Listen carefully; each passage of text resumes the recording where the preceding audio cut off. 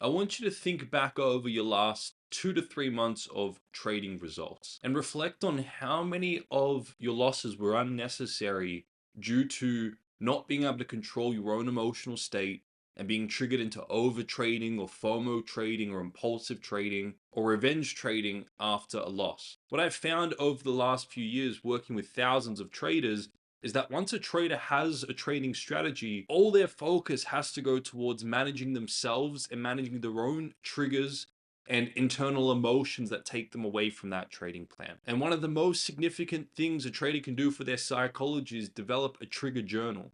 Identify what triggers them individually and what it brings up and why specifically they're being brought away from their trading plan.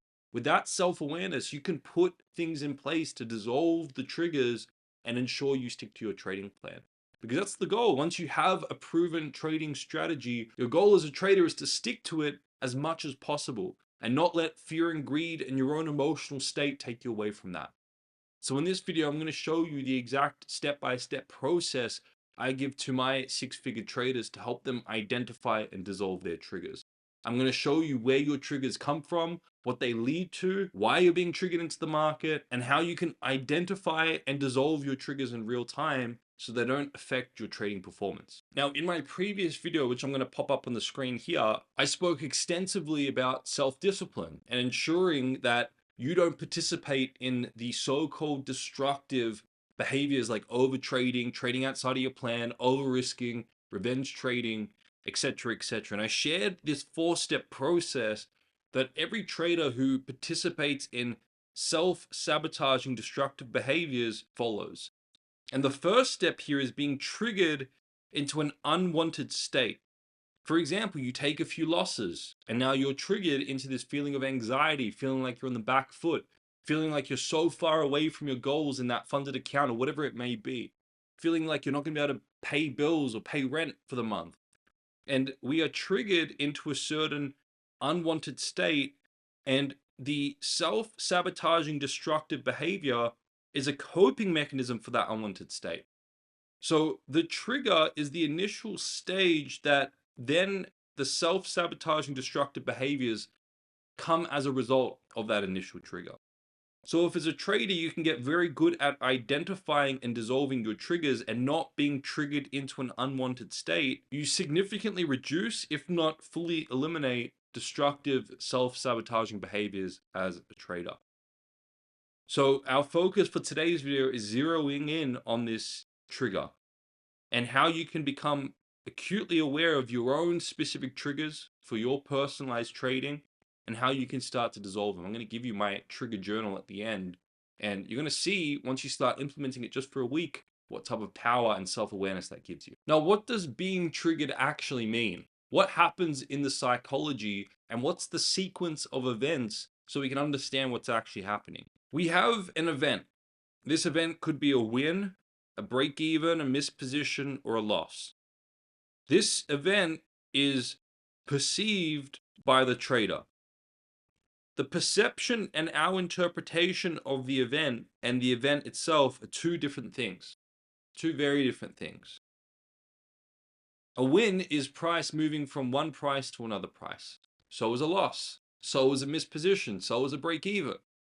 However, we perceive that as good, bad, or anything in between based on our expectations and based on our subconsciously stored information. So an event is an event, and then we perceive that event. And when we're perceiving that event, we have certain expectations of what we think is going to happen in the market. Typically, we hold on to positive expectations that, all right, I'm getting into this trade. I think this trade is going to be a win. I think it's going to make me this amount of money. I think it's going to make me this R or this percentage, or it's going to help me pass my funded account, or it's going to help me pay bills, or it's going to help me get status and recognition. And usually we hold on to positive expectations. That's what drives us into a position in the first place. So if the event, the actual outcome of the trade in actuality is anything less than that expectation of a pleasurable win, let's say it's a break even, we're going to be disappointed. Let's say it's a loss, we're going to be even more disappointed. A principle of the human psychology is the contrast effect, or the contrast laws. And they show that our emotional state is highly dependent on the anchor. and what we're contrasting it with. And if we have this strong anchor up here of this trade is going to be a win, it's going to be profitable, it's going to make me this amount of money, then if the actual result in the market is anything less than that, we have disappointment. So how we perceive and interpret the event is very different to the event because of our anchors and because of our expectations. Now, these anchors and expectations come from the depths of our subconscious mind, where in the past we've had previous experiences, pleasurable wins in trading or in relationships or in business, which we're trying to recapture, or painful losses in trading or relationships or business or upcoming bills that we're trying to run away from. And we create these positive expectations to recapture after those subconsciously stored positive experiences, or to try and run away from those painful experiences logged in the subconscious mind. And those create our anchors. Also, the event, once it's perceived, can be contrasted in the subconscious mind, and we have certain associations. If a current event, like a win, reminds us of a positive, subconsciously stored event where there's an association between winning is very pleasurable, then when we perceive that event happening again, we're going to have those same pleasure centers firing. Dopamine and oxytocin are going to go in the brain. And we have these feel-good chemicals excreted in the brain. And we literally have a direct feeling as a consequence of that perception, our perception of that event. And that perception is tainted by our subconsciously stored experiences and our anchors at that point in time. So the events, once perceived, are then contrasted to the subconscious mind as well and the associations we have there, and that creates the feeling. If we have a loss that reminds us of a very painful, subconsciously stored event that was a loss, then those, what's going to happen? The oxytocin and dopamine is going to go down in the brain. The substance P is going to go up, and we're going to have a painful experience as a result. So the trigger is really our perception and how the current event either supports or challenges a mix of our expectation at the time and our subconsciously stored associations. Really, what we say when we're triggered is that we are either triggered by a very pleasurable event that happened in the past, logged in the subconscious mind, or we've been triggered into a very painful event logged in the subconscious mind. Triggers go both ways, pleasure and pain. And if we're triggered by a very positive event in our perception, we're going to try and seek after that. We're going to want more.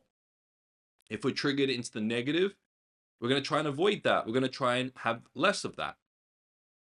So the event and the interpretation of the event are two very different things. And our triggers really come down to two things: what we're expecting on that individual trade in that moment, and our logged subconscious associations. Now, traders, if you're finding fear running your trading decisions and you're lacking certainty in your trading execution, then I want you to click on the first link in the description. This is a completely free course and free tool called the Bulletproof Your Trading Mindset 2.0. And that's exactly what it does. It teaches you how to bulletproof your trading mindset so you can stick to your trading plan and you'll never be taken away from your trading plan again. You make every decision according to your trading plan, allowing you to scale up unemotionally and have consistent profitability, and as a result, pull consistent payouts from the market.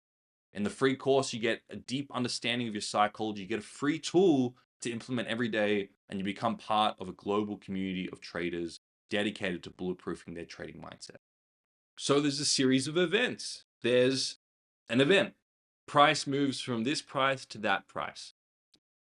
Price movement in the market is neither good nor bad until we make it so. The price of the market, the price of any individual asset, is the price of supply versus demand at any point in time. And the market's just trying to price in the supply versus demand of any given asset.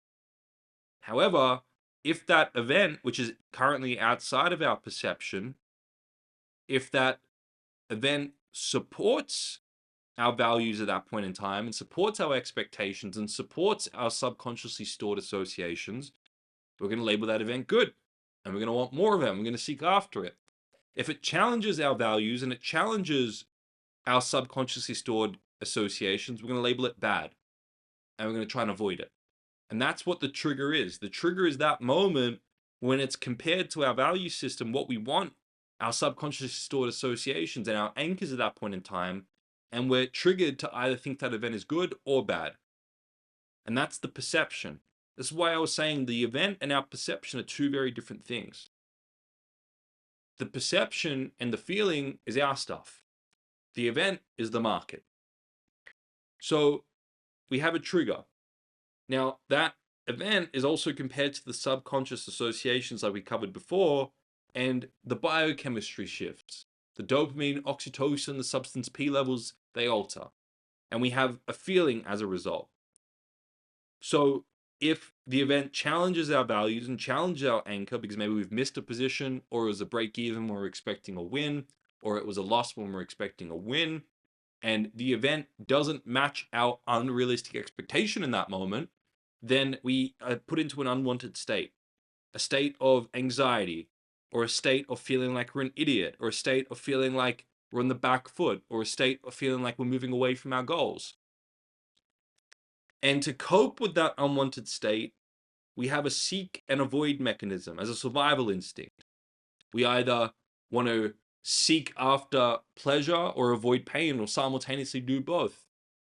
And this is where the destructive, so-called destructive behaviors come in, because now we overtrade and over risk as a way to want to avoid the pain of being stuck in that unwanted state and seek the pleasure of finally being able to pay our bills.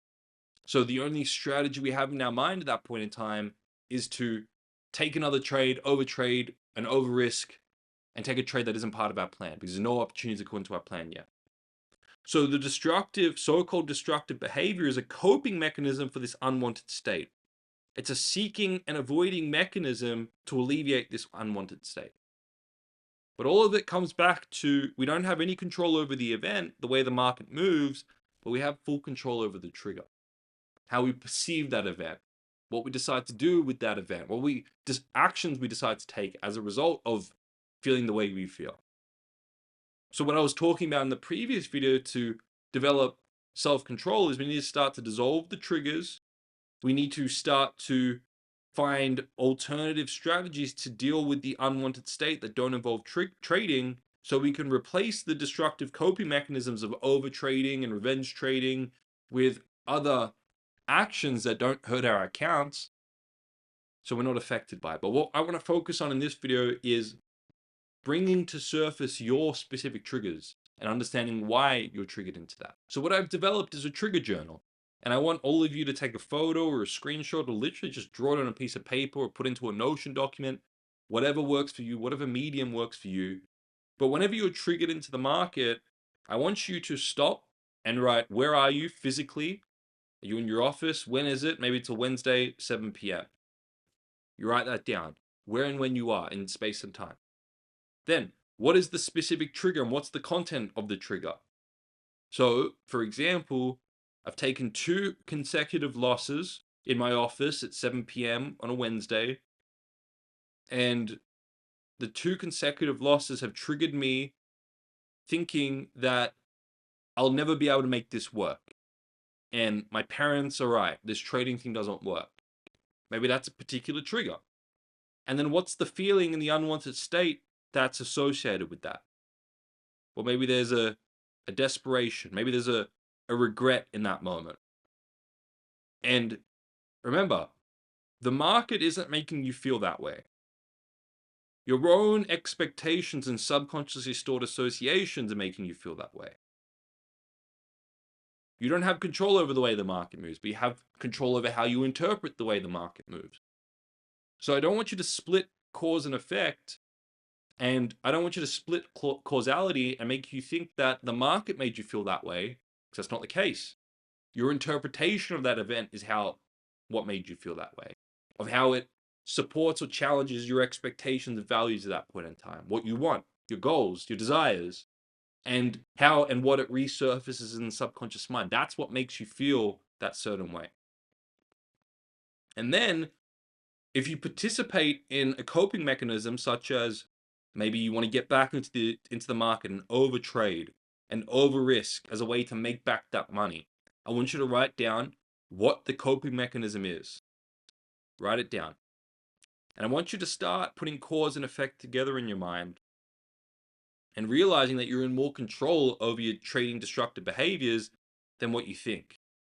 You're being triggered in a specific time and place, putting you into a certain state, and that certain state is driving you into destructive behaviors. But the more awareness you build of this trigger, in part, the awareness of it will help you bring more self-control. But then there are additional things you can do. For example, utilizing my free Bulletproof Your Trading Mindset 2.0 tool and grounding any positive expectations you have on the market before you get into that trade. What that does is it makes you go into trades with realistic expectations. So whether it's a win, whether it's a missed position or a break even, or whether it's a loss, you're not being triggered because you didn't have a certain anchor or a certain expectation in the first place. Without a doubt, I want you to all start keeping a trigger journal and build self-awareness of that. And then start tying in the Bulletproof Your Trading Mindset 2.0 tool. So you can start to dissolve the very expectations that are driving your triggers in the first place. And a month of doing that, even just a couple weeks of doing that, firstly, you're going to start to build awareness and self-awareness. And then you're going to start to have more control over your actions in that moment. And you're going to have a deeper awareness of why you do what you do. And then you're going to have a greater importance on empowering your trading psychology. And you're going to take further steps to empower that. And then you're going to realize, you know what, in the moment, I know I'm doing this because of this. And you're going to have more control and an observer effect. And you'll be able to, in real time, stop destructive behaviors and replace them with more constructive behavior. So this is the process to help you identify and dissolve your triggers. If you have any questions, let me know below. If you found this useful, make sure you like, comment, and subscribe and share it with a trader that you know will find a lot of value in it.